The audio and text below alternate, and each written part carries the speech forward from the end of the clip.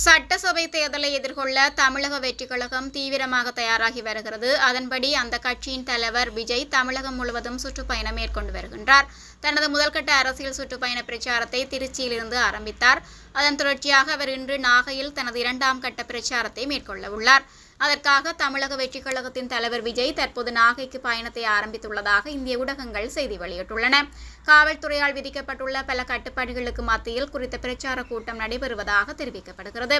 அதன்படி விஜய் வாகனத்திற்கு பின்னால் 5 வாகனங்களுக்கு மேல் எந்த வாகனமும் செல்ல அனுமதிக்கப்படாது.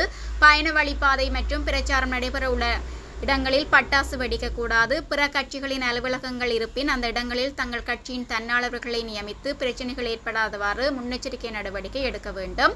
பொது மற்றும் தனியார் சொத்துக்கள் சேதம் ஏற்பட்டால் பொறுப்பேற்க வேண்டும். சிலைகள் இருக்கும் இடங்களில் ஏறக்கூடாது போன்ற 20 நிபந்தனைகளுடன் பிரச்சாரத்திற்கான அனுமதி வழங்கப்பட்டுள்ளது. அத்தோடு நண்பகல் 12:25 மணி முதல் 1 மணி வரை 35 நிமிடங்கள் மட்டுமே அவர் பிரச்சாரம் செய்ய வேண்டும் என்றும் காவல்துறையினர் கட்டுப்பாடுகளை விதித்துள்ளனர்.